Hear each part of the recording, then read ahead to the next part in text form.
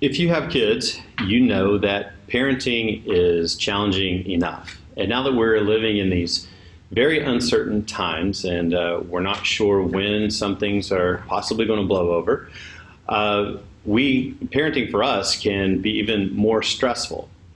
And we know that kids sense stress in us. And when they do sense stress, they tend to mimic. They tend to copy that stress and anxiety. So how do we respond to what's going on now with our parenting so that it benefits our children and our whole family?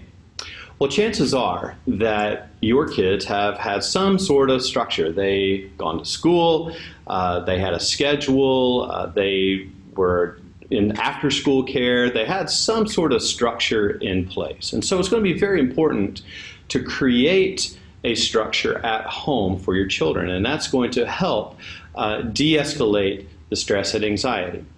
I have to brag on my wife real quick because she's done just this. I got a text from her not too long ago.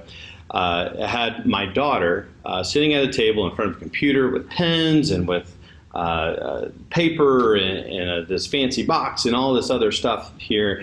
And I asked, oh, I love that. Is that homework? And she said, yes. So far, she's written 2 cards to people in nursing homes. We've walked 2 laps around the neighborhood, and now it's homework time. She's a lot smarter than I am. But I got to tell you, she's doing exactly what we ought to be doing as parents. She is helping to create some structure. So let me tell you a few ideas how to do that. One is that we need to create time. And what I mean by that is that we need to create family time, school and learning time, and downtime. Family time, obviously movies and games and playing Nerf wars and walks around the neighborhood.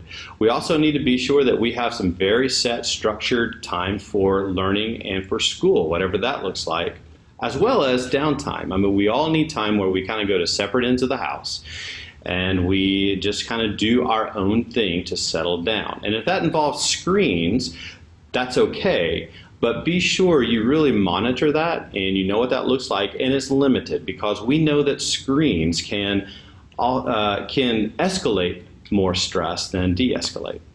Also, it's good to play to the interests of your kids and to help them to grow more in their passions because we're going to have more time to do that. I have a friend who I saw online, evidently her son likes to write stories, and so she told him to go upstairs and write a play so that the whole family could perform in this play later on. So he went right upstairs and I guess was stuck in his room for several hours doing this. It's a great time to help our kids to grow more in the things that they love doing. And then helping them to also just learn something new skills. This is a wonderful opportunity for that. Help them to learn how to do laundry, how to go fishing, how to cook a pot roast, how to build a backyard campfire. These are great times to be able to help them learn some new skills, some new fun things. And then finally, this is a good opportunity to help them to be aware of other people around them and to serve others in their neighborhood and in their community. Creating cards that you could send to people like nursing homes or hospitals.